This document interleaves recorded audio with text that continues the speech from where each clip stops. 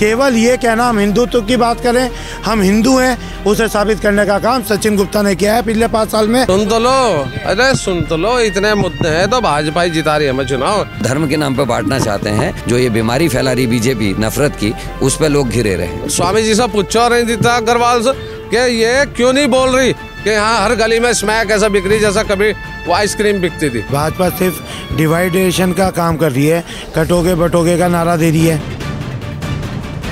Sir, हम लोगों का जो मोटिव है वो पहले तो ग्रीन उत्तराखंड का है।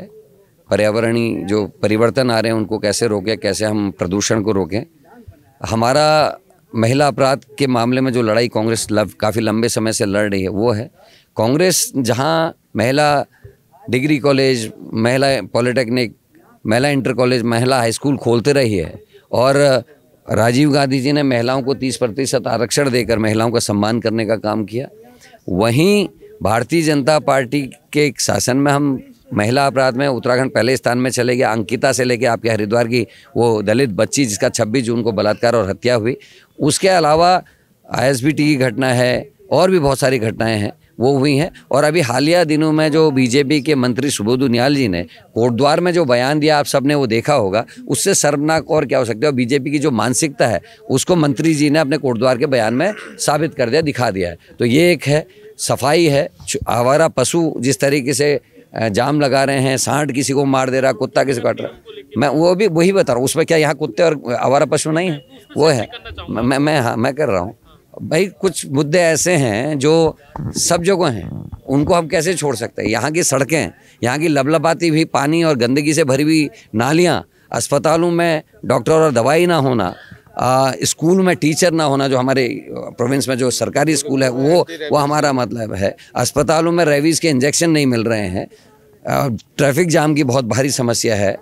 तो ये सारे मुद्दे हमारे रहेंगे। अब जिस तरीके का कुप्रबंधन डेंगू में या कोरोना में हुआ वो आगे ना हो, उसके लिए क्या हम करेंगे। और शुद्ध पानी की बात हुई है, जो हम लोग ने तय किया है कि जहाँ भी जो हमारे वार्ड्स हैं वहाँ फिर प्यूरीफायर मशीनें लगनी चाहिए, क्योंकि अमीरों के पास तो RO है इत्यादि, लेकिन गरीबों के बच्चों के लिए भी शुद्ध पानी होना चाहिए। तो ये हमारे विजन्स हैं, इस पर हम लोग काम करेंगे। लाइब्रेरी को लेके आप अभी कुछ बोल रहे हाँ, हैं, तो वो विजन थोड़ा अगर देखिए, ई-लाइब्रेरी की बात हो रही है जिसमें हम लोग गैजेट्स के माध्यम से बच्चों को मदद करेंगे। और उसमें साथ में वार्ड्स में जो अलग 2-3 वार्ड्स में एक जो कहीं हम इस तरह की व्यवस्था करने की बात करें, जहां हम लोग लोगों की मदद से कुछ पुस्तकें भी मांगे जो उनके पास पड़ी हैं और वह उसका इस्तेमाल नहीं कर रहे हैं, कुछ खरीद के भी डाली जाएंगी, कुछ वहाँ हम DVD या पेन ड्राइव इत्यादि के माध्यम से भी सेलेक्टिव जो स्टडी मटेरियल है उसको डालने की बात हो रही है। तो वहाँ ऑडियो विजुअल सिस्टम्स भी लगाने की बात कह रहे थे गुप्ता जी। तो वो अगर करके अगर सही रहेगा तो उसको पूरे प्रदेश में हम लोग यहाँ से एक मॉडल के रूप में सीख के ले जा सकते हैं। जी, वो उसका क्या है, उनसे भी पूछेंगे और आपसे भी, क्योंकि बड़ा मुद्दा है। देखिए, पुरानी चीजें पढ़ने के लिए जाते थे, इसका क्या है इस बार? देखिए, अगर वो जो मेरी जानकारी में उसकी रख रखाव बहुत बुरी हालत में है, वहाँ जो था वो भी अब नहीं मिलता है, तो उसको दोबारा से सुदृढ़ करना, उसको मजबूत करना। जब ई-लाइब्रेरी खोलने की बात अपने विज़न में आदमी कह रहे हैं सचिन जी, तो निश्चित ही जो यहाँ सरकारी लाइब्रेरी है उसके प्रति भी उनका रुझान होगा, मेरा ऐसा मानना है। और जो पढ़ने लिखने वाले लोग हैं उनके लिए होना चाहिए।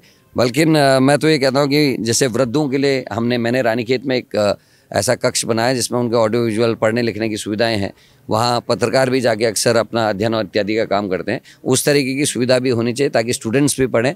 और नैनीताल में जिस तरीके से बड़ी लाइब्रेरी है और वहाँ बड़े वरिष्ठ लोग जा के अध्ययन भी करते हैं, वो यहाँ रुड़की में भी होना चाहिए। क्योंकि पहले शुरू में अगर आप देखें तो रुड़की में और रानीखेत 2 ऐसे क्षेत्र थे जहाँ का SDM बनना एक प्राउड का मोमेंट होता था। जितने भी IAS आप पूछेगा, जो रानीखेत और रुड़की को एक महत्व था, वो धीरे धीरे इन्होंने रुड़की के महत्व को समाप्त किया है। हम चाहते रुड़की अपने पुराने उस गौरव को हासिल करे।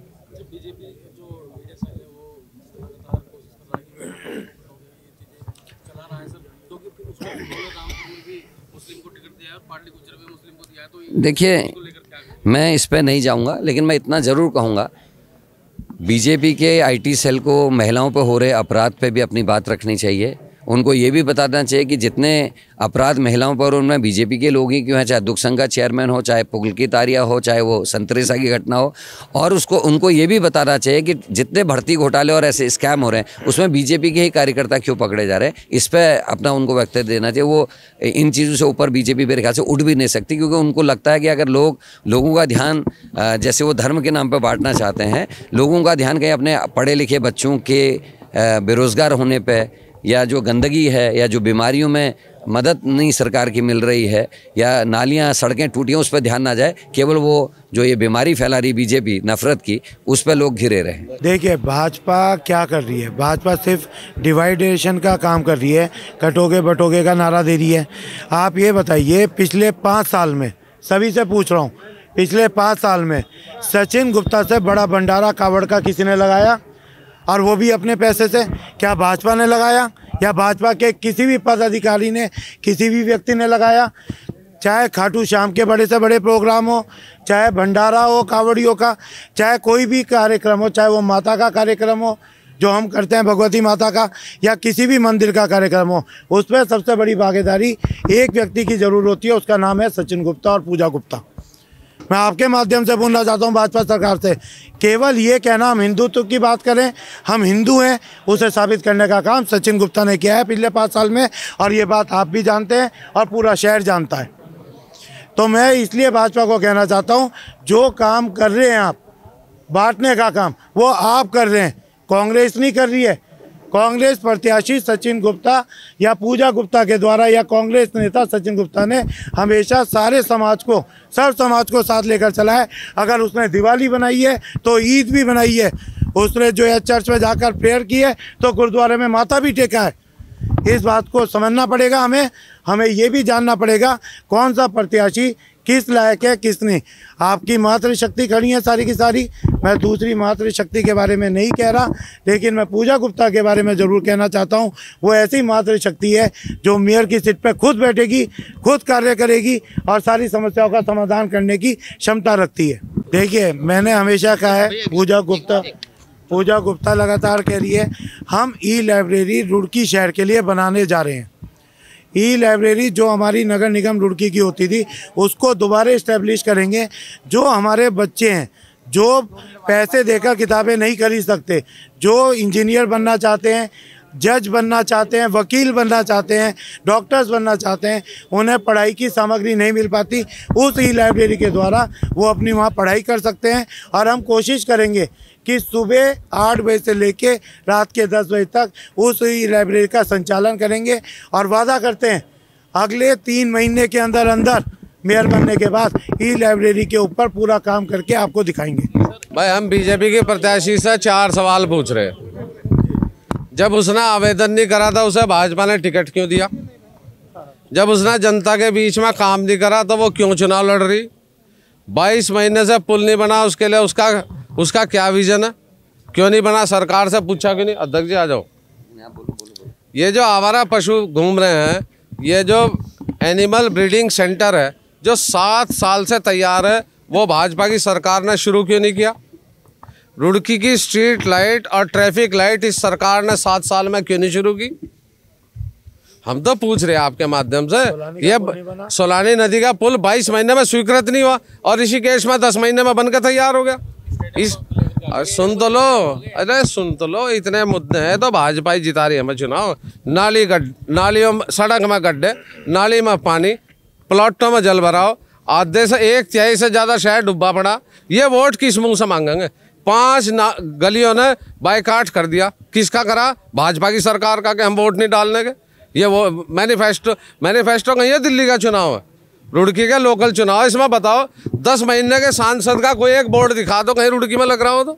स्वामी जी दिखा दो। स्वामी जी तो प्रभारी रहे, मंत्री रहे, उन्होंने रुड़की में क्या कराई हो? क्या करेगी अनीता अग्रवाल? हार का खेलने के लिए सुन तो लो, स्टेडियम का बार बार करेंगे, करा वहाँ कुछ नहीं।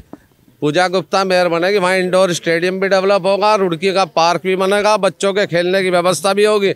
और सुन लो, ये जो यहाँ बच्चों की हेल्थ का कोई व्यवस्था नहीं है, इसी वजह से बच्चे नशे की तरफ जा रहे हैं। स्वामी जी से पूछो अनीता अग्रवाल से कि ये क्यों नहीं बोल रही कि यहाँ हर गली में स्मैक ऐसा बिक रही जैसा कभी वो आइसक्रीम बिकती थी। बताओ, विजन लाओ।